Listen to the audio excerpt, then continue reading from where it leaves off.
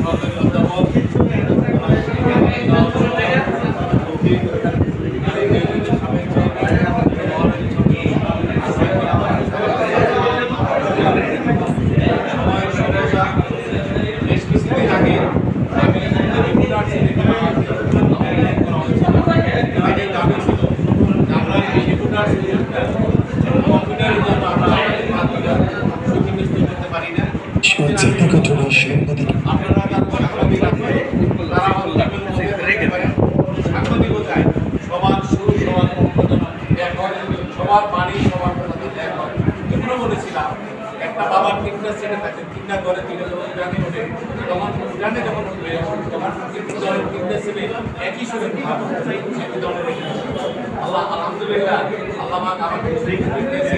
আজকে সবাই আমি মনে করি এই কম্পিউটারের মাধ্যমে আপনারা কাজ করে সাংবাদিকগুলো এই দেশের জাতির বিবেক, সেই জাতির বিবেক আপনারা সমাজকে সচেতন করে তুলবেন।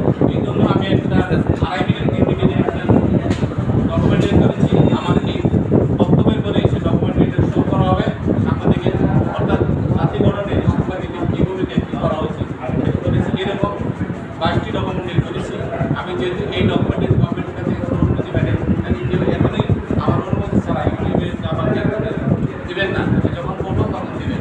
এটা একটা ভার্চুয়াল মিডিয়ার একটা পারমিশন লাগে, সেই জন্য সবাইকে ধন্যবাদ জানিয়ে আর রমজান মাসে মহান আপনারা আমাদের সবাইকে এবং রমজানে আমাদের সমাজকে মাফ করে পবিত্র ঈদ জন্য আমরা নবজাতক শিশু এবং আরেকটি রমজান আমাদের মাঝে আল্লাহ পাক মনের এই আশীর্বাদ থেকে দোয়া এখানে দোয়া করছি। শেষ করছি। আসসালামু আলাইকুম।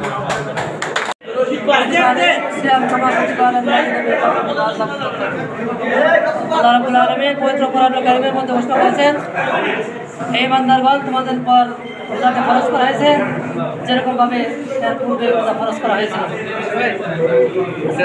ভূমিকা ছাড়াই আমি কোরআনুল কারীমের থেকে একটু আয়াত তেলাওয়াত করলাম। এর অর্থ হচ্ছে আমরা যে ইফতারি সম্পর্কে পড়ছি, এটা এই রমজান আমাদেরকে ঈদ থেকে মোস্তাকি পরহেজকে জাতিকে এগিয়ে দেবে।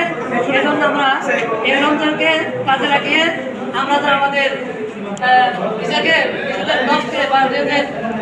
উত্তম মানুষ হিসেবে গড়ে তুলতে পারি, এই আহ্বান রেখে আমি আমার সংক্ষিপ্ত বক্তব্য এখানে শেষ করছি।